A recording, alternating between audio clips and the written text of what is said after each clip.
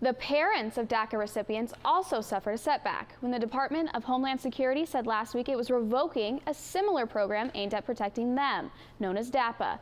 That announcement specifically said that DACA will remain in effect, but it has left DACA recipients, known as Dreamers, worried about what's next for them. Cronkite News reporter Noëlle Lilley from our D.C. bureau sat down with the Dreamer, who now finds himself looking over his shoulder.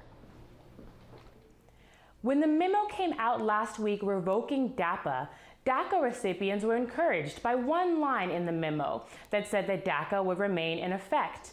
But now, DACA recipients like Louise Condrime are worried that they might be next. It was my dream, to get an education and then get a job. Last week, at a House committee hearing, the acting director of Immigration and Customs Enforcement, Thomas Homan, insisted that DACA recipients are not a target for deportation. So we are not, as part of our operations, targeting anybody in DACA status that's fulfilling their obligation within the deferred action requirement. But that doesn't mean that the future of DACA is completely safe. The Department of Homeland Security sent out this memo on June 15th. However, in an email exchange with Cronkite News, Joan Talbot of the department said that this memo should not be interpreted as having any relevance on the long-term future of DACA. This news is concerning for immigrants like Condrime, who worry about being deported if DACA is gone as well. If I was undocumented right now, I don't think I would be willing to sit here and tell my story. It's just a lot of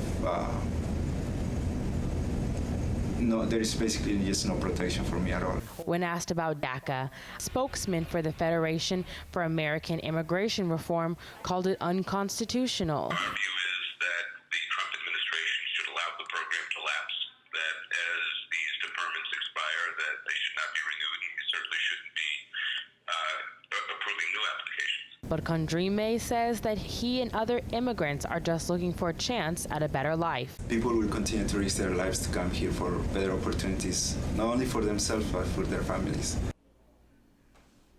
Condrime crossed into the United States from the Arizona-Mexico border, and he says that his DACA status expires in 2019.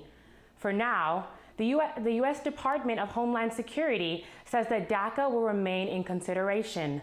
Live in Washington, Noëlle Lilley, Cronkite News.